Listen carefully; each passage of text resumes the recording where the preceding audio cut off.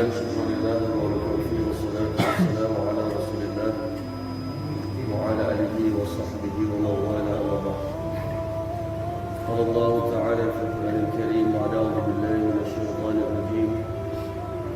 Was-sabiquna al-awwaluna minal muhajirin wal ansari wal ladzina ittaba'uhum bi ihsan radiyallahu anhum wa radu anhu وعد لهم جنات تجري تحتها الأنهار خالدين فيها أبدا ذلك الفوز العظيم. Allah Subhanahu wa taala berfirman dalam surat Taubah ayat 100, dan orang-orang awal yang memeluk Islam, siapakah mereka? Adalah orang-orang muhajirin, orang-orang berhijrah dari Makkah ke Madinah, para sahabat yang mulia, wal ansar, dan orang-orang dengan pertolongan kepada mereka yang berhijrah, walladzina tabauhum bi ihsan, dan generasi setelah mereka, yaitu orang-orang yang ikuti mereka dengan baik. Kemudian Allah akan berikan gelar kepada mereka, radhiyallahu anhum wa radu anhu. Allah akan meridhai mereka dan mereka pula meridhai, dan mereka pula mendapatkan ridha Allah dan mereka ridha kepada Allah Subhanahu wa taala. Dan Allah akan anugerahkan kepada mereka syurga yang mengalir di bawahnya sungai-sungai. Dzalikal fawzul azim, dan itulah kemenangan yang agung. Waqala Nabi sallallahu alaihi wasallam, muttafaqun alaih, khairun nasi qarni, thumma alladhina yalunahum, thumma alladhina yalunahum. Nabi sallallahu alaihi wasallam telah bersabda, Imam Bukhari dan Muslim telah meriwayatkan hadis ini, sebaik-baik manusia adalah kurunku, generasiku, aku dan para sahabatku. Tsummal ladzina yalunahum, kemudian setelahnya itu tabi'in. Tsummal ladzina yalunahum, kemudian tabi'ut tabi'in. Shadaqallahul azim wa shadaqa rasulih, walhamdulillahi rabbil alamin. Alhamdulillah, puji dan syukur pada Allah Subhanahu wa taala. Kita rangkai dengan selawat dan salam kepada Nabi kita yang mulia, Nabi Muhammad sallallahu alaihi wasallam. Bapak-bapak, orang tua kami, para alim ulama, yang besar dari tersebut gelarnya, yang kecil dan segalanya, semua kita mengharapkan kepada Allah Subhanahu wa taala hingga kematian menjemput kita kelak. Hadirin rahmati Allah Subhanahu wa taala, dalam melihat Islam tidak terlepas dari tiga perspektif, tiga sudut pandang. Yang pertama adalah sudut pandang sejarah, historical, sejarah, tidak bisa kita lepaskan. Sampai-sampai bangsa ini memiliki satu slogan yang khas, jas merah, jangan sekali-kali melupakan sejarah. Karena titik momentum daripada peradaban manusia diawali sejarah. Kemudian perspektif yang kedua adalah kondisi hari ini, current condition. Hari ini kondisinya bagaimana? Dianalisis. Untuk apa? Untuk melihat step forward, untuk melihat apa-apa yang terjadi ke depan. Yang ternyata hari rahmati Allah Subhanahu wa taala, Al-Quran dan hadis telah melihat tiga perspektif ini, baik itu sejarah, keadaan kita hari ini, dan apa yang terjadi ke depan. Satu contoh hari rahmati Allah, Al-Quran yang dikatakan the holy of book, kitab suci, sampai-sampai beberapa orientalis memuji tentang bagaimana kesyumulan Al-Quran, kesempurnaan Al-Quran. Salah satunya adalah Profesor Gibbs dari Perancis dalam membuat satu resume hasil tentang kebagusan dan kecemerlangan dan kemenangan yang dibawa Rasulullah SAW dalam membawa risalah Al-Quran. Beliau mengatakan bahwa Muhammad is the change of humanity. Muhammadlah perubah kemanusiaan. Dalam tokoh yang lain, Michael Hart namanya, bahkan buku ini menjadi kontroversi hadirin rahmati Allah. Dia menulis satu buku yang sangat-sangat menggegerkan Eropa. Ketika dia menulis satu buku yang berjudul The 100 Influential Person in History of the World. 100 orang paling berpengaruh dalam sejarah peradaban dunia. Dia menempatkan the first and the best. Yang pertama yang terbaik adalah Rasulullah SAW. Ini betul-betul menggambarkan bahwa hadirin rahmati Allah, Islam ini adalah agama yang sempurna dan paripurna. Tidak hanya berbicara tentang sejarah, tapi dia juga melihat keadaan hari ini dan apa-apa yang terjadi ke depan.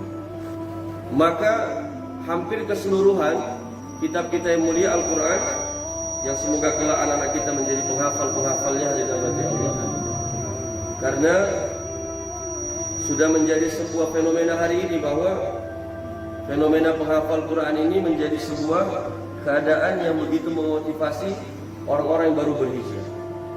Ketika anak saya umur 9 tahun atau 10 tahun berhasil menghafal 5 juz waktu itu, saya mengatakan kepada anak saya, namanya Muaz, kau mau apa nak? Bulan itu pun kalau kau minta, kalau ayah mampu akan berikan untukmu. Saking begitu senangnya, bahagianya gitu, memiliki seorang anak penghafal Quran. Kemudian dia katakan, tidak ayah, awak bikin beli buku saja. Maka kami datang ke toko buku di salah satu toko buku di Medan. Saya buka toko buku itu, kemudian saya bilang kepada penjualnya, tolong Pak, ini anak saya baru menghafal 5 juz Al-Quran. Apa-apa saja yang dia beli ataupun dia ambil di toko ini, saya akan bayar. Saking senangnya, saking bahagianya. Maka hari ini ternyata dia mengambil satu buku yang menggambarkan tentang fenomena penghafal Quran. Maka dia mengambil satu buku berjudul Negeri-Negeri Penghafal Quran. Negeri-negeri penghafal. Ternyata hari ini Allah Subhanahu wa taala, buku ini sebelum saya berikan kepada anak saya baca dulu di depan sampai apa? Di depan bagian belakang sampai bab akhirnya. Penggalan-penggalannya saya bisa mengambil kesimpulan bahwa negeri kita yang walaupun dalam keadaan yang merisaukan hari ini, tapi ternyata negeri kita ini dalam sebuah penelitian adalah negeri yang paling banyak menghasilkan para hafaz, para penghafal Quran. Tidak kurang dari 30.000 orang dalam 1 tahun. Negeri kita ini menghasilkan para penghafal Quran. Ini penting hari ini. Ini bagian daripada kondisi saat ini. Walaupun kita sudah digambarkan juga dalam Al-Quran tentang keadaan kita hari ini dalam surah Maryam 59, bahwa Allah telah mengatakan فَخَلَفَ مِنْ بَعْدِهِمْ خَلْفٌ أَضَاعُوا الصَّلَاةَ وَاتَّبَعُوا الشَّهَوَاتِ فَسَوْفَ يَلْقَوْنَ غَيًّا. Akan datang nanti kata Allah satu pengganti kalian, kata Allah, pengganti yang buruk. Siapakah mereka? Orang-orang yang melalaikan salat dan orang-orang yang mempertukarkan hawa nafsunya, dan itu sudah terjadi hari ini.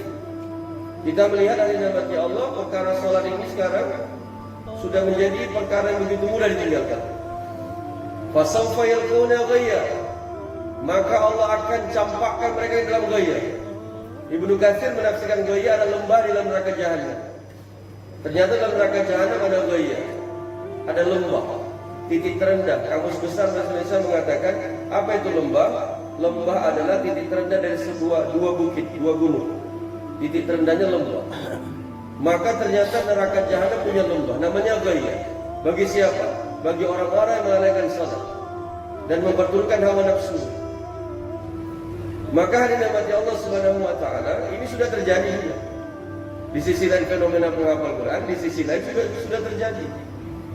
Maka begitulah hari ini Al-Quran menggambarkan semuanya dengan sangat jelas, dengan sangat rinci. Dan apa-apa yang terjadi sampai hari kiamat kelak.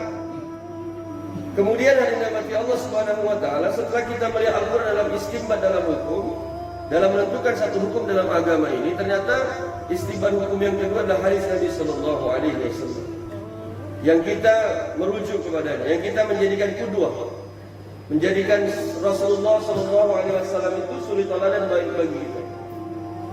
Sehingga tadi mengatakan Profesor Jib bahwa Muhammad is the change of humanity. Muhammad adalah perubah manusia.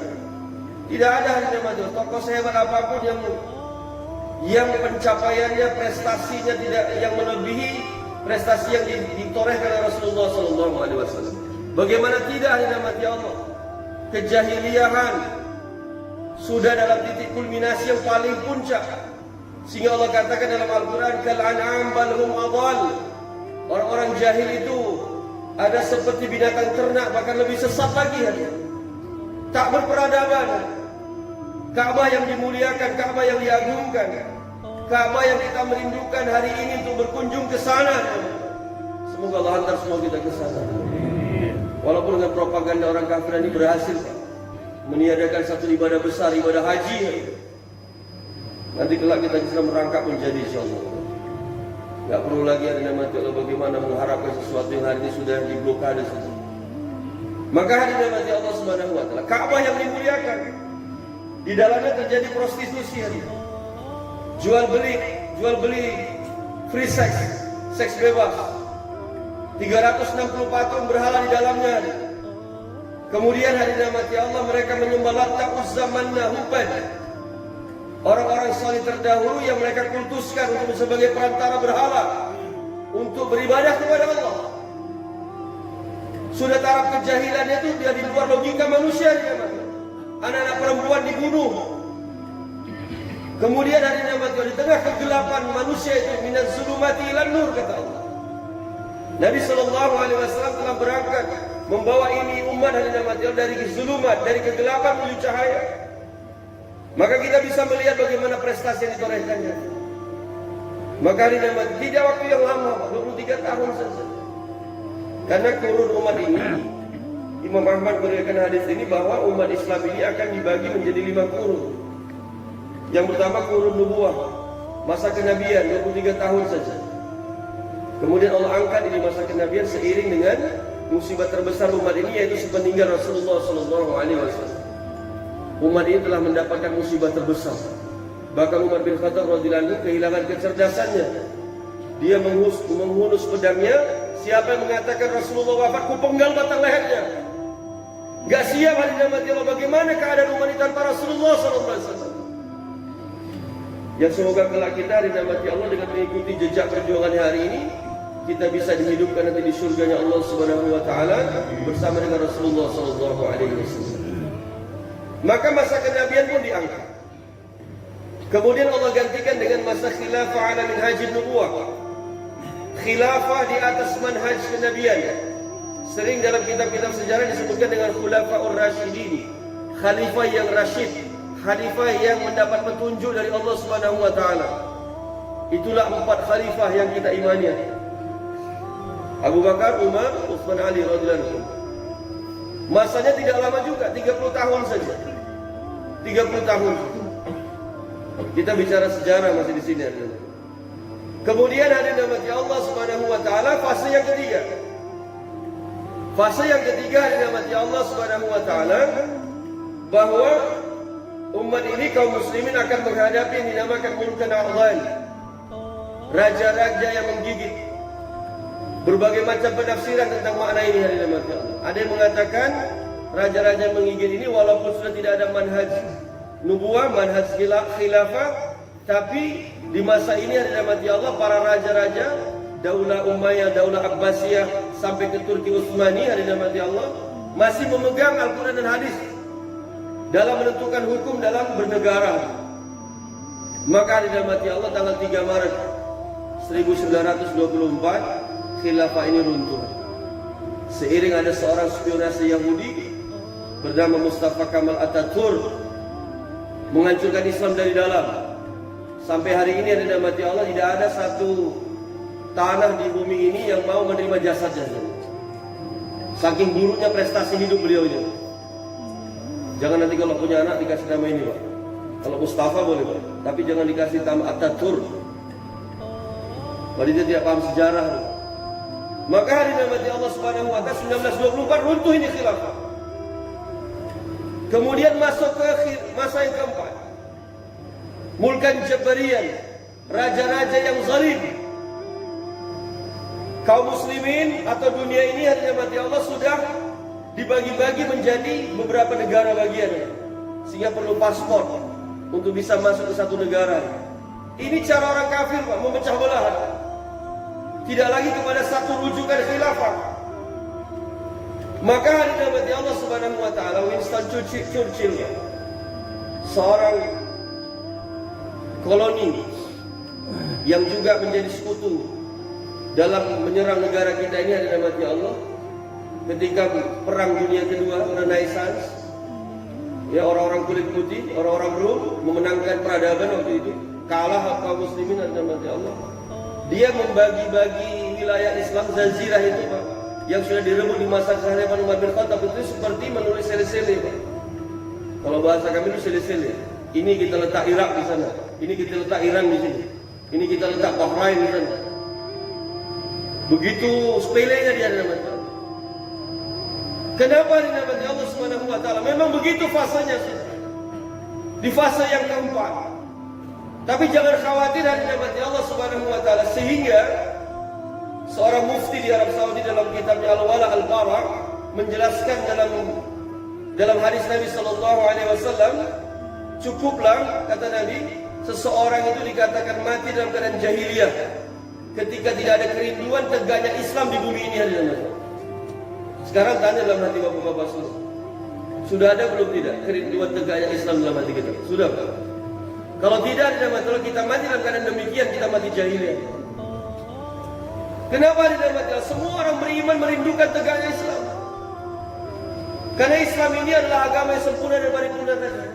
Maka hari dalam hati Allah, kerinduan kita tadi hari dalam hati Allah akan Allah dan Rasulullah telah janjikan bahwa nanti di masa yang kelima kaum muslimin akan kembali kepada ala khilafah ala minhajin nubuwah. Seiring datangnya turunnya Imam Mahdi ataupun munculnya Imam Mahdi hari dalam. Tapi ingat hari dalam hati Allah, kemunculan ini musuh-musuh Islam juga mengetahuinya. Sehingga mereka membuat strategi yang sama untuk memenangkan kebatilan mereka. Sementara kita hari dalam hati Allah untuk bagaimana berjuang menegakkan yang hak. Sehingga dalam buku History of Zeus, sejarah Yahudi, Pak, ada konklusi hak, ada konklusi batil. Konklusi itu kesimpulan. Kesimpulan batilnya Yahudi ternyata berkorelasi dengan kesimpulan haknya umat Islam. Apa kesimpulan mereka? Ini buku ilmiah yang merujuk kepada nas-nas, kepada rujukan Al-Quran dan hadis. Saya akan mengutip beberapa konklusinya saja. Satu contoh aja. Imam Bukhari dan Muslim, sanadnya daripada Abdullah ibn Umar, ada juga dari Anas bin Malik. Derajatnya mutawatir. Derajat hadis ini mutawatir.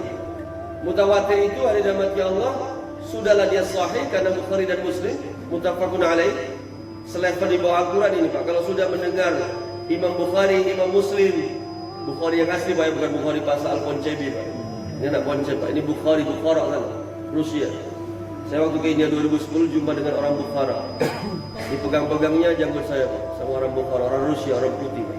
Kayak beruang kutub besarnya. Apa dia katakan? Your beard like original Bukhari beard. Jenggot kau ini, kata dia, seperti jenggot aslinya Imam Bukhari. Karena dia bukan orang Arab. Imam Bukhari dia orang Rusia, Bukhara.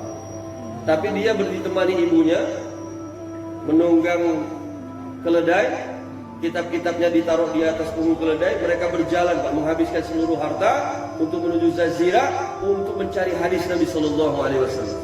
Kita sekarang membaca hadisnya saja malas. Imam Bukhari dulu, Pak, menjelajah dunia. Maka hari ini Allah Subhanahu wa taala ternyata betul, Pak, Imam Bukhari itu karena bukan orang Arab, jenggotnya enggak lebat seperti saya ini. Maka hari ini Allah, Allahu Akbar. Hadis tadi, kita kembali kepada hadis tadi. Apa kata Nabi sallallahu alaihi wasallam? Kita lihat Abdullah bin Umar radhiyallahu anhu.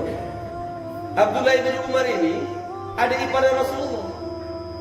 Karena Hafsah binti Umar ada salah satu daripada istri Rasulullah sallallahu alaihi wasallam. Bayangkan, Pak, adik ipar, Pak. Dekat sekali, Pak, kekerabatannya. Maka begitulah bagaimana dia telah mengatakan sami'tu Rasulullah SAW. Hari-hari dia berjumpa dengan Rasulullah. Kalau kita sering berjumpa, pasti kita sering mendengar apa yang disampaikan sahabat kita. Begitulah Nabi SAW telah berkata, kata dia, sami'tu, aku telah mendengar Rasulullah SAW. Apa kata Nabi SAW? Tidak akan terjadi hari kiamat kecuali kalian nanti akan berperang melawan Yahudi, sampai-sampai nanti Yahudi tersebut terkalahkan, terhimpit. Mereka bersembunyi di balik batu, mereka bersembunyi di balik pohon. Apa kata Nabi? Menceritakan tentang bagaimana pohon dan batu bisa bercakap. Wa qalu syajar, wa qalu hajar. Berkatalah pohon, berkatalah batu, ya Muslim, Hei orang Islam, ya Abdullah, hei hamba Allah, hada Yahudiyun khalfi, di belakangku ada Yahudi, bunuh dia. Pohon bisa cakap, batu bisa cakap. Makanya bahaya Pak, hadis ini dibaca oleh orang-orang sekuler, orang-orang yang menuhankan akalnya, liberal. Sekarang ada JIL, Jaringan Islam Liberal, yang mengatakan semua agama sama. Ya. Ini batil Pak. Setelah kita lulus, saya sudah baca bukunya Pak. Namanya bukunya Fikih Lintas Agama, Nurkholis Majid. Gak tahu saya mengucapkan apa terhadap nama ini, karena mengerikan sekali. Salah satu item yang saya baca dalam buku itu ada dalam majalah menghina Abu Hurairah radhiyallahu anhu sebagai seorang pemalas, karena anusuf. Keji sekali dia baca. Sebab sudah dibahas sama Ustaz ini. Jangan sembarangan dengan para sahabat. Sahabat-sahabat itu ada seperti bintang di langit. Tapi begitu kejinya dia menghinakan Abu Hurairah radhiyallahu anhu. Kemudian dia katakan dari dalam hati Allah bahwa semua agama sama karena menuju kebaikan yang sama. Apatah lagi kata dia sama-sama agama samawi. Agama samawi ada 3, Yahudi, Nasrani, Muslim. Yang mereka semua agama ini menuju satu tanah dijanjikan, semua sama Pak. Di mana? Di Palestina. Kenapa Palestina? Nanti kita bahas sedikit. Kita bahas lagi detail-detailnya. Maka hari dalam Allah Subhanahu wa taala. Ternyata buku ini Pak disponsori, dibiayai oleh The Asia Foundation. Kalau kita buka Wikipedia, The Asia Foundation ini salah satu jaringan Yahudi di Asia. Mereka sudah paham menghancurkan Islam dari dalam ini adalah bukan semerta-merta menghilangkan ataupun mengeluarkan umat Islam dari agamanya secara lahir, tapi rusak pemikirannya, rusakkan pemahamannya. Sehingga dinamati Allah ketika Nabi tadi telah menjanjikan, kemudian ketika mereka bersembunyi tadi, maka kata Nabi di ujung hadis ini, illa gharqad, kecuali gharqad. Apa yang gharqad? Pohonnya orang Yahudi. Makanya dinamati Allah dalam buku History of Zeus tadi, pemahaman pertama yang mau kita nukilkan tadi, pemahaman hak kita, gharqad, yang sudah dikabarkan Nabi, ternyata mereka juga paham. Mereka hari ini dari mulai perbatasan Rafah, Mesir sampai ke Palestina, mereka telah menanami pohon gharqad hari ini. Tahu mereka hari ini. Kemudian yang kedua, menuju tanah yang dijanjikan.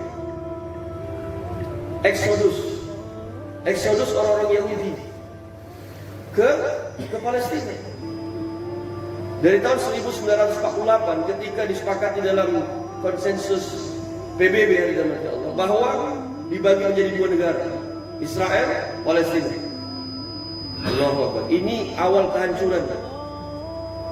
Maka dinamakan sedikit demi sedikit dijajahlah Palestina, diambil tanahnya.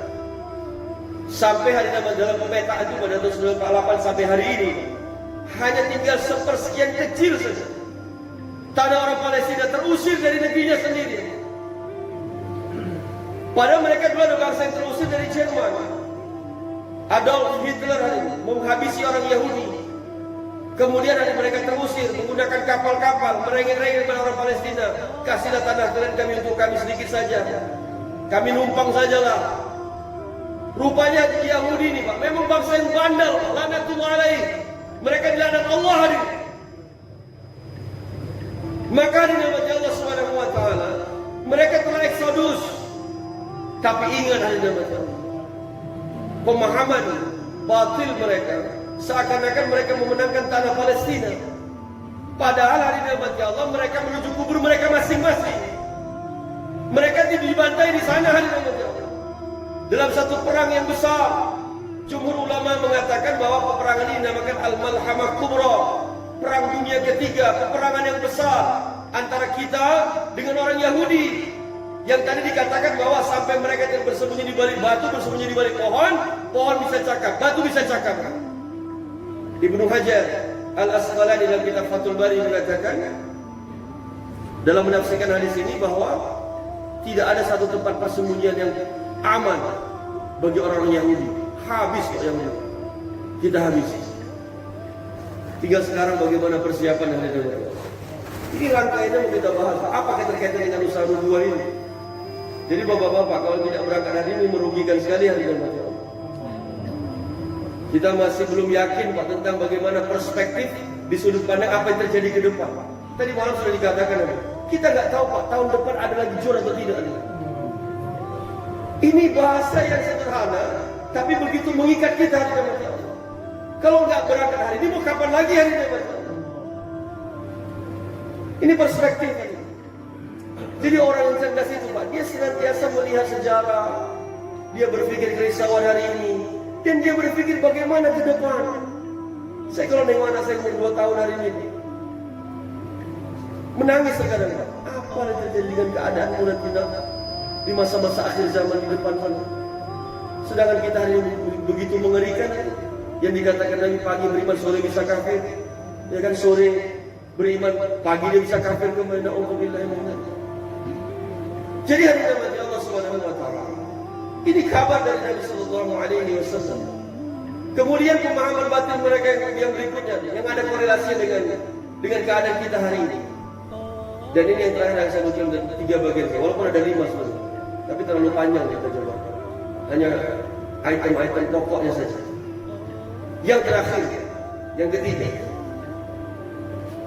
seperti katakan Sadino tadi, bangsa Yahudi takkan pernah rela, takkan pernah mengakui kerasulan Rasulullah SAW. Takkan pernah. Mereka begitu tercengang, loh, kok Nabi akhir zaman kok tidak di kalangan Bani Israel? Karena nabi-nabi terdahulu di kalangan mereka. Ternyata Allah pilih dari kalangan Quraisy, dari orang Arab yang menjadi pemimpin dunia. Tetapi pada hakikatnya mereka juga memahami kemunculan ini hari ini. Maka hari ini Allah Subhanahu wa taala, keyakinan batin mereka ini adalah mereka masih meyakini nanti di akhir zaman akan ada nabi di kalangan mereka yang mereka sebut dalam kitab-kitab mereka dengan sebutan Mesias. Ada yang menyebutnya Mesaya. Jadi bapak-bapak hati-hati, anak-anak kita mengidolakan seorang pemain bola namanya Lionel Messi. Ini salah satu nabi di kalangan mereka. Mesias menurut mereka, Mesaya menurut mereka, Dajjal menurut kita hari ini Allah SWT. Ternyata mereka sedang menanti-nantikan nabi di kalangan mereka itu Dajjal lanatullah alaihi. Hadis Nabi lagi bahwa Dajjal akan memiliki pasukan. Berapa pasukannya? 70.000 orang Yahudi hari ini. Nanti dia berdiri di Madinah, tidak bisa masuk ke Masjid Nabawi. Ini dijaga Allah Subhanahu wa taala. Haramain, 2 tanah haram, tidak bisa dimasuki Dajjal dan tuannya. Dia beli satu bukit di Madinah. Dia melihat istana putih. Dia katakan istana putih Muhammad. Kemudian dia hentakkan kakinya 3 kali. Kemudian berduyun-duyun pengikut-pengikut Dajjal akan mengikutinya. Menjadi sebuah satu pasukan dari Nabi Allah Subhanahu wa taala yang akan ditumpas, yang akan dibunuh oleh Nabi Isa alaihi salam. Yang hadir Nabi Allah di sini letak perbedaan antara Yahudi dengan Nasrani. Orang Nasrani yang Nabi Allah, yakinlah bahwa mereka nanti akan semuanya masuk Islam hari Nabi Allah. Ketika Nabi Isa alaihi salam turun, terbelah mata mereka. Ternyata betul yang diberitakan Al-Quran bahwa Nabi Isa alaihissalam masih hidup, turun di Menara Putih di Damaskus. Yang hari ini walaupun berkecamuk perang di Suriah, Menara Putih ini masih Allah jaga. Ini luar biasa. Ini kajian mendalam. Yang kalau kita meyakini hari Nabi Allah, korelasi hubungannya sangat erat dengan usaha nubuah. Karena persiapan yang paling otentik, yang paling orisinil, baik itu kekuatan iman, kekuatan ibadah, kekuatan akhlak dalam usaha nubuah ini. Tengok orientasi kita. Ya, sudah dibahas oleh orang tua kita dari malam, ayahanda kan. Apa kata Allah dalam Al-Quran? Wa'adallahu alladhina amanu minkum wa 'amilus shalihat la yastakhlifannahum fil 'ard kama istakhlafal ladzina min qablihim. Allah telah berjanji Kira-kira kalau Allah janji itu benar enggak, Pak? Pasti benar. Innallaha la tukhliful mi'ad. Sesungguhnya Allah tidak pernah menyalahi janji. Allah telah berjanji bagi siapa? Bagi yang menyempurnakan amal saleh, iman dan amal salehnya. Seperti gerakan kita hari ini. Tengok Pak, kalau kita mimbar wala atau peninggalan, bapak-bapak jemaah maghrib, nanti selepas zikir dan doa, selepas sholat sunnah, akan ada pembacaan iman dan amal. Hari-hari iman amal. Tapi kita masih nggak yakin melihat dari dalam Allah. Gimana iman amal? Persenjataan nggak lengkap, ekonomi hancur. Mau berangkat 4 bulan aja tanpa udah cengap-cengap pada dalam Allah. Bukan itu. Bukan kebendaan, bukan persenjataan, bukan apapun.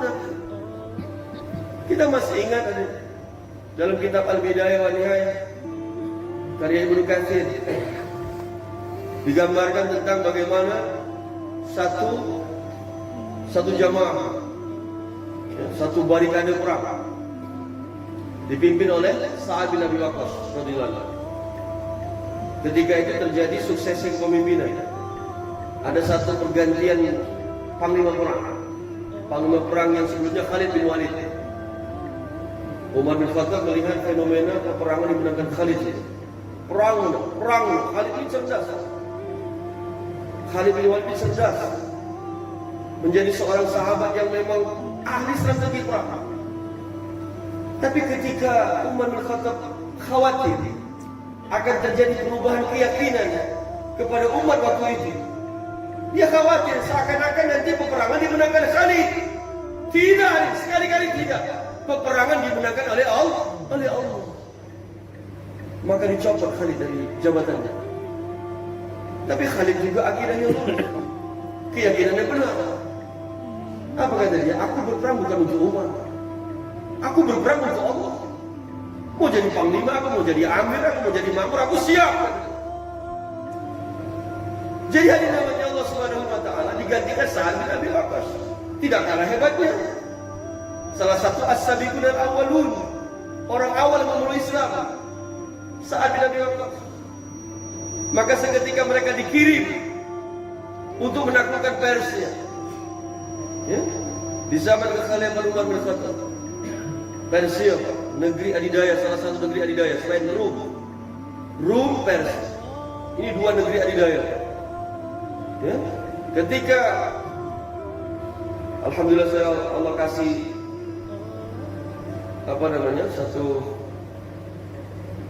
satu kemudahan. Alhamdulillah tahun 2011 saya berangkat haji dan alhamdulillah sudah kenal dakwah. Kami buat program masturah waktu itu di rumah Ustaz Arif. Maka ketika kita dalam bayan masturah, dia sampaikan dalam bayan nasihatnya kepada kami, dia katakan bahwa kami waktu itu mau dibawa ke Khandak. Khandak ini tempat perang parit. Salah satu sahabat yang mengusulkan strategi parit ini adalah Salman Al-Farisi radhiyallahu anhu. Maka ketika itu ada Allah, Ustaz Arif dengan begitu emosionalnya mengatakan dalam bayannya bahwa ketika para sahabat secara logika nggak mungkin membuat parit di tanah tandus di Arab, di Madinah. Karena mungkin Pak, kalau kita di negeri kita ini tanahnya gembur, ini tanah tandus Pak, buat parit. Tapi karena memang ini dari musyawarah, maka dilakukan. Pada akhirnya mereka menemui satu batu yang tidak bisa mereka pecahkan. Sehingga para sahabat putus asa datang kepada Rasulullah SAW menceritakan tentang kesulitan mereka memecahkan batu ini. Nabi datang mengambil 9 kapak. Nabi pukul 3 kali, hari mati Allah. Batu pecah 1/3, 2/3, akhirnya batu pun pecah semuanya. Yang para sahabat lihat bukan kekuatan fisik Nabi memecahkan itu, bukan seperti orang-orang sekarang kayak fitness, anggar-anggar otot. Kekuatan bukan di situ. Ya, kekuatan dalam keimanan. Maka ketika para sahabat melihat pukulan pertama ada kilatan cahaya, pada pukulan kedua ada kilatan cahaya, pada pukulan ketiga ada kilatan cahaya, maka seketika itu Nabi mengatakan, Dan para sahabat bertanya, "Ya Rasulullah, ketika kau tadi memecahkan batu ini ada kilatan-kilatan cahaya kami." Apa kata Nabi sallallahu alaihi wasallam? Pada kilatan cahaya pertama, Allah tampakkan kepadaku istana-istana di Baghdad yang kelak kalian akan menguasainya. Pada kilatan cahaya yang kedua, Allah tampakkan kepadaku balkon-balkon Kisra yang kelak kalian akan menguasainya. Pada pukulan yang ketiga, Allah tampakkan kepadaku istana Rum yang kelak kalian akan menguasainya. Para sahabat tercengang, bagaimana bisa mengalahkan Rum Persia sementara mereka kelaparan, mereka diboikot, mereka hidup dalam keadaan begitu kesusahan. Tapi hadirin mati Allah Subhanahu wa taala, mana dalam mungkin Nabi sallallahu alaihi wasallam bohong. Pada akhirnya betul hadirin mati. Seperti kita mau ceritakan tadi, pasukan Sa'ad bin Abi Waqqas berperang melawan Persia. Kemudian mereka dihadapkan kepada sungai Tigris, sehingga ketika orang Persia sudah tunggang langgang lari, mereka mendapati sungai Tigris yang deras airnya. Kemudian mereka memacu perahu-perahu mereka untuk bisa ke seberang, menyelamatkan diri dari kejaran umat Islam. Ketika mereka sudah merasa aman, sudah sampai di seberang, Allahu Akbar, maka mereka pun melihat keadaan bahwa mereka merasa sudah aman. Mereka tidak tahu berhadapan dengan siapa. Mereka tidak tahu berhadapan dengan satu generasi yang telah dijanjikan kemenangan atas mereka. Saat Nabi Waqqas hanya menunjukkan ke arah langit. La haula wala quwwata illa billahil aliyil azim. Dicelupkan ke air sungai Tigris. Kemudian apa kata Sa'ad? Mari kita berjalan di atas sungai Tigris ini. Berjalan seperti berjalan di atas air bersama kuda-kuda tunggangan mereka, bersama seluruh perbekalan mereka. Berjalan di atas air. Saya orang sains. Berat jenis kita lebih berat daripada berat jenis air. Kalau kita menginjak air, pasti kita tenggelam. Itu logika fisikanya, nggak mungkin bisa berjalan di atas air. Tetapi hadirin mati Allah Subhanahu wa taala, apalah arti sebuah ilmu saintifik ketika Allah mengatakan idza arada syai'an ay yaqula lahu kun fayakun. Ketika Allah sudah ada iradahnya, Allah cukup mengatakan kun, jadi maka jadilah ya. Dan hadirin mati Allah, ada suku yang kuat. Kenapa hadirin mati Allah? 6 sifat para sahabat terhunjam dalam diri mereka dengan baik. Iman mereka kuat, sunnah Nabi teramal dengan sempurna, salat mereka khusyuk dan khudu, ilmu agama mereka fakih hari ini, zikrullah mereka istiqamah, akhlak mereka baik, keikhlasan mereka terjaga, dan dakwah mereka di nama Allah tidak mengenal waktu hari nama Allah. 6 sifat yang mulia yang kita muzakarahkan hari-hari. Berjalan di atas air. Ini bukan Wiro Sableng. Saya dulu waktu ada TV di rumah nonton Wiro Sableng 212 Kapak, gurunya Sinto Gendeng. Ya jelas lah Pak, gurunya Gendeng, muridnya Sableng. Rupanya Pak, di akhir sinetron itu kesamaan nama, peristiwa dan kejadian-kejadian ini hanya fiktif belaka. Rupanya ditokoi kita di sana. Pakai tali dia di sana. Ditokoi film ya. Tapi tidak dengan para sahabat.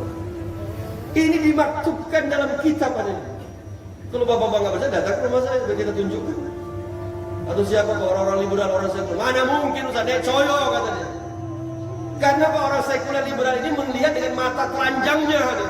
Padahal Allah telah katakan dalam Al-Quran surah Yusuf 108, "Qul hadhihi sabili ad'u ila Allah ala basiratin ana wa man ittaba'ani wa subhanallah wa ma'ana minal musyrikin." Katakan oleh Muhammad, ini jalanku, satu-satunya jalan. Apa itu? Ad'u ila Allah, mengajak manusia taat kepada Allah ala basiratin, dengan basirah, dengan hujah yang nyata, dengan Al-Quran dan hadis. Dengan Al-Quran dan hadis Pak, bisa kita melihat sesuatu tidak nampak. Kehidupan akhirat tidak nampak, tapi kita bisa nampak dengan Al-Quran dan hadis. Alam kubur tidak nampak, tapi kita bisa melihat dengan Al-Quran dan hadis. Tapi orang-orang munafik, orang-orang kafir, mereka melihat dengan mata telanjang mereka. Tapi ingat ada batasnya. Surah Sajdah ayat 12. Walau tara idil mujrimuna nakisu ru'usihim 'inda rabbihim rabbana absarna wassamina farjina na'mal salihan inna muqinun. Kalian tengok itu, kata Allah, orang-orang mujrimun, orang-orang yang berbuat dosa, nakisu ru'usihim, mereka memukul-mukul kepala mereka sendiri. Mereka berkata, ya Tuhan kami, Rabbana absarna, baru sekarang mataku melihat, wassamina, baru sekarang kupingku mendengar, farjina, kembalikan kami ke dunia ya Allah. Mau ngapain kau kembali ke dunia? Na'mal salihan, kami beramal salih. Inna muqinun, sesungguhnya baru sekarang kami yakini. Kalau saya nggak pandai pantun Pak, ini pantun ayah ini. Hujan gerimis di Kuala Lumpur, ibu kota tanah Melayu. Jangan menangis suatu kali dikubur, karena saat tiada maaf bagimu. Orang-orang Poncet bilang, Pak, if you are a die, you can come back to the world. Ketika kau sudah mati, kau tidak bisa kembali ke dunia. Rasakan. Semoga Allah hindarkan kita azab kubur dan mati. Caranya bagaimana Pak? Selesai tahiyat akhir, fil alamin innaka hamidum majid. Jangan lupa baca doa ini.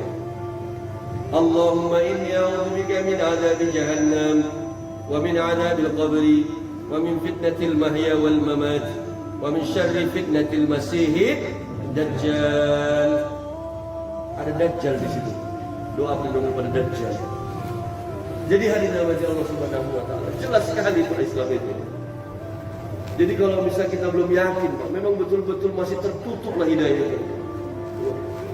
Clearly, secara ilmiah, di dunia intelektual hari menjadi sebuah kajian-kajian mendalam. Ya, contoh, kami pernah mengikuti Muzakarah Majelis Ulama Indonesia, Provinsi Sumatera Utara. Pembicara Profesor Dr. Muhammad Hatta, Ketua Majelis Ulama Indonesia Kota Medan. Diundang seluruh pimpinan pondok pesantren Sumatera Utara. Alhamdulillah kami ikut, diundang. Mewakili Rodatul Ulum, Aina Barat.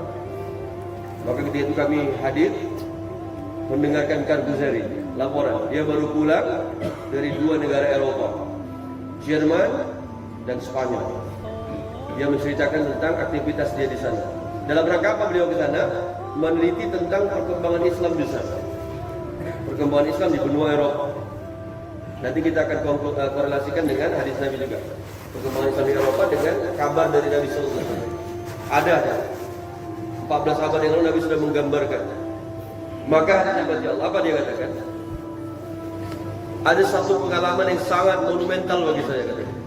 Ketika saya berjumpa dengan salah seorang profesor pakar genetika orang Jerman, yang dia masuk Islam hanya gara-gara membaca satu ayat Al-Quran. Membaca satu ayat Al-Quran masuk Islam. Kita Pak beribu-ribu ayat terkadang belum tentu Islam masuk dalam hati kita. Dia satu ayat Al-Quran bisa mengantarkan menjadi Islam. Profesor, orang pintar, orang yang berpikir secara logika. Kalau nggak diterima logikanya, nggak akan mau dia mengakui. Ini orang-orang seperti itu, orang-orang akademisi. Maka hari nanti Allah, akhirnya dia membaca suratul Baqarah 234 tentang masa iddah, masa tunggu wanita. Wanita yang diceraikan suaminya, wanita yang ditinggal mati suaminya, gak boleh langsung menikah sebelum dia menyelesaikan iddah, masa tunggu. Al-Quran mengatakan, Allah mengatakan 3 kali masa suci. Kalau dikalkulasikan, dikonversikan menjadi waktu, ukuran waktu 4 bulan 10 hari. Ya heran, kenapa kok sampai sedetail ini? Perkara yang bukan menjadi sesuatu yang urgen bagi dia. Tapi Islam begitu mengajarkan begitu detail. Ini masih masa iddah, Pak. Belum masa tentang bagaimana hukum waris, ilmu falak. Ya Allah, Islam ini semua diatur. Sehingga Profesor G mengatakan dalam halaman berikutnya tadi kan Muhammad is the change of humanity. Dalam halaman berikutnya dia katakan, Islam is the complete deen. Islam adalah agama yang paling komplit of civilization, dari segala macam sendi kehidupan. Tidak ada agama yang lebih sempurna daripada Islam. Dari mulai A sampai Z, dari mulai ujung rambut sampai ujung kaki, dari mulai masalah politik, ekonomi, apalagi Pak, siasah, apalagi muamalah, muasyarah, dan lain sebagainya, lengkap, komplit. Maka akhirnya di nama Allah dia teliti. Maka dia punya laboratorium. Dia pakar genetik, kromosom, gen, ya kan? Kemudian kenapa kok itu terjadi albino, ya kan? Kekurangan zat pigmen. Kenapa kok orangnya situ matanya sipit, kan gitu kan? Ternyata ada gen Mongol di dalamnya, kan gitu kan? Kemudian macam-macam. Padahal di dalam penciptaan kita itu ada kebesaran Allah.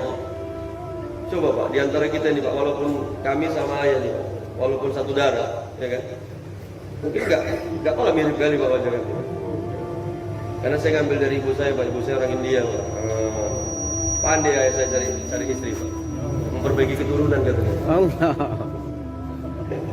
Ibu saya orang India asli Pak, kakek kami orang Panjab, ikut tentara Gurkha, ya kan, masuk ke Indonesia. Tentara Gurkha itu tentara elit. Kalau di tempat kita ini Kopassus, apalagi Kostrad, ya. Orang-orang pasukan khusus, jago berenang, ya. Maka dia dibawa ikut tentara sekutu, karena India kan sekutu Inggris. Maka dibawa lah, dibonceng, turun di Panglima Denai di Jerman. Kemudian ketika dia berperang melawan orang pribumi, nuraninya berbicara. Dia dengar pekikan takbir. Loh, ini kok sama dengan orang Muslim di India katanya. Sehingga hari namanya Allah menyebabkan dia akhirnya desersi Pak ya, resign dari kemiliteran, keluar dari kemiliterannya, kemudian dia hijrah ke Ajamu ya, Gamparan Perak dulu, baru dia kerja di PT PN4 di Ajamu, sekarang PT PN4 jadi centeng, jadi security.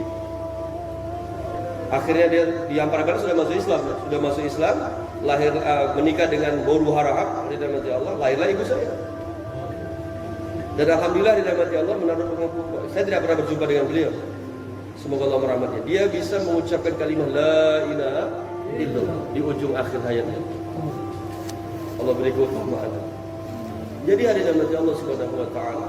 Jadi begitulah. Ketika kita melihat bahwa umat Islam Al-Baqarah 94 diambil sel gen sel spermatozoid, contoh spermatozoid laki-laki, kemudian ovarium, ya, sel ovarium wanita. Wallahu alam tak bagaimana cara dapatnya kita nggak tahu, ya. Tapi dia himpun di salah satu penelitiannya. Dia lihat, dia teropong, dia mikroskop selama 4 bulan. Makanya penting 4 bulan ini. Siapa ini 4 bulan? Memang 4 bulan ini bahasa Al-Quran, ya. Bahasa yang walaupun secara harfiah, secara tekstual qat'i memang tidak 4 bulan secara maknawi, tapi intinya ada mati Allah banyak sekali. 40 hari, 4 bulan. Ini bahasa-bahasa Al-Quran. Akan terjadi perubahan yang signifikan terhadap karakter manusia. Seperti itu kira-kira. Maka ketika disatukan sel ovarium dan spermatozoid laki-laki dan wanita ini, dia tengok selama 4 bulan. Dalam masa 4 bulan berikutnya dia lihat kok sperma dan ovarium tadi, ya, dengan tidak ada reaksi apa-apa itu bisa berpisah dengan sendiri, ya. Berpisah dengan sendiri, kata Profesor Muhammad Hatta menceritakan kepada kami.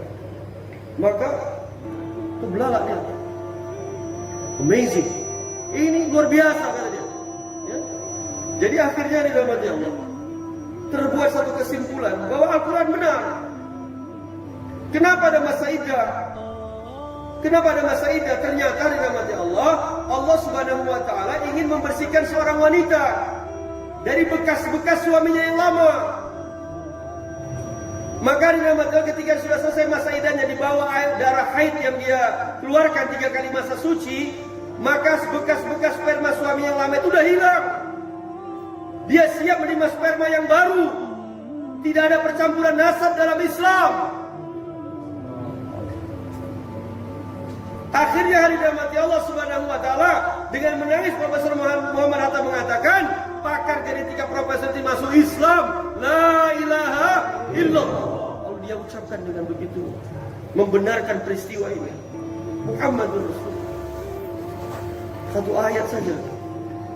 Daripada 6.666 ayat semua bernilai kebenaran. Bernilai kebenaran. Maka pada akhirnya ya, Profesor Muhammad Hatta mengatakan 5 tahun ke depan dikhawatirkan oleh sayap kanan gerakan politik di Jerman bahwa 5 tahun ke depan Jerman dikhawatirkan mereka akan menjadi negara Islam. Di sana Pak masuk Islam bukan 1-2 orang lagi Pak, 1 kabupaten, 1 distrik. Apa korelasi dengan kebangkitan Islam? Ternyata hari dirahmati Allah, Imam Tirmidzi hadis ini bahwa apa kata Nabi? Tidak akan terjadi hari kiamat kecuali kalian bersekutu dengan bangsa Rum, bersekutu, bersatu, berkawan dengan bangsa Rum. Bangsa Rumnya apa? Bangsa kulit putih, bangsa Eropa, bangsa yang berperadaban, bangsa penjajah, bangsa yang memiliki intelektual lebih tinggi daripada bangsa-bangsa ras lainnya di dunia ini. Dan mereka ini berperadaban, disiplin. Jadi bapak-bapak, kata Profesor Muhammad Hatta, memang negara Eropa itu negara disiplin. Jangan harap bapak bisa melihat orang di situ buang sampah sembarangan. Ini Pak, udah lama ikut dakwah, buang sampah masih sembarangan. Buka kaca mobil, wah. Ini karakter buruk ada. Di negeri Eropa orang kayak gini kena denda. Merokok di tempat umum, mana boleh. Ada publik. Jadi kalau kalian mau mati sendiri aja kata mereka. Dibuatnya 1 ruang khusus merokok. Udahlah saling menghisap lah. Ditutup ruang. Nggak boleh. Merokok di bus nggak boleh. Merokok di tempat-tempat umum nggak boleh. Sampai ada istilah Fun City, negeri denda, kota denda. Melanggar 1 item tentang kedisiplinan itu didenda. Nggak ada orang nabrak lampu merah di Eropa. Nggak ada. Kita mau pakai surban Pak. Oh, nabrak lampu merah. Nggak boleh. Itu konsensus. Itu kesepakatan umat manusia, kemaslahatan. Jadi hari dirahmati Allah Subhanahu wa taala, ternyata bersekutu dengan bangsa. Untuk apa? Untuk memerangi musuh di belakang kalian kata Nabi. Siapa musuh belakang kita? Yahudi. Jelas sekali hari dirahmati. Maka hari dirahmati Allah Subhanahu wa taala, maka di akhir daripada bayar subuh ini ada dirahmati Allah. Walaupun arahannya kita berbicara sifat sahabat, tadi kita sudah membahas dari mulai sejarah, kondisi saat ini, hari dirahmati sampai ke depan hari dirahmati Allah, tidak ada. Ya. Saya dari semester 5 Pak ikut dakwah ini, dan saya sudah sudah masuk ke beberapa lintas harakah. Sudah saya lihat harakah ini. Harakah itu gerakan-gerakan, kita nggak perlu sebutkan nama. Gerakan ini. Setelah mulai analisis mendalam dari Allah, dengan doa yang saya juga, kan? Pada akhirnya hari dirahmati Allah, ternyata inilah jalannya. Kul hadhihi adu ila ala bas ana wa man ittaba'ani. Aku dan orang-orang yang mengikuti aku, kata Nabi sallallahu alaihi wasallam. Wa subhanallah, maha suci Allah, wa ma'ana minal musyrikin.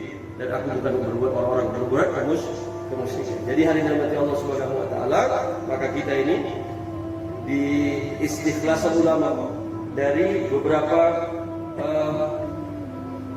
pemikiran ulama bahwa kita ini bukan iman kita ini setara para sahabat, sehingga kita dibuat satu tertib, satu sistem, satu wasilah, sehingga kita dibuat satu sistem bagaimana sistem keluar 4 bulan, bagaimana sistem keluar 40 hari, bagaimana kita membentuk makomi yang baik dengan hidup amal 24 jam di masjid-masjid kita. Jadi seperti itulah perjuangan kita hari ini. Jangan sepele dengan, walaupun kita, kenapa nggak diajari kita angkat senjata ya? Kenapa kita diajari? Kita jangan banyak protes, nanti jadi Islam Protestan. Pokoknya ikuti saja arahan ulama. Arahan ulama. Fantadiri saat, tunggu saja saatnya. Sekarang keadaan kita ini sudah menggambarkan hari ini bagaimana hegemoni, Pak. Propaganda orang kafir sudah semakin nampak.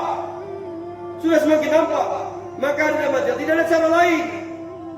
Sehingga Dr. Ragib As-Sarjani dalam bukunya Misteri Salat Subuh Sahih ini Pak, ada rekaman, ada recorded. Satu hasil konferensi orang-orang Yahudi. Apa mereka katakan? Kami, kata orang Yahudi, tidak akan takut kepada umat Islam selagi sholat subuh mereka belum seperti sholat Jumat mereka. Tahu orang Yahudi. Kekuatan Islam itu di sini Pak, di masjid, dalam jamaah, dalam banyak sholat berjamaah, dalam banyak jemaah Islam bergerak. Bagaimana menghantarkan ini agama tanpa embel apa-apa. Berkorban diri, harta, waktu di jalan Allah. Maka hari ini Allah Subhanahu wa taala, ini jur-jur kawasan kita. Semoga jangan sampai kita tidak terpilih hari ini. Rugi besar. Rugi besar kalau kita terpilih untuk bagaimana berangkat ketika masa momentum jur-jur kawasan ini.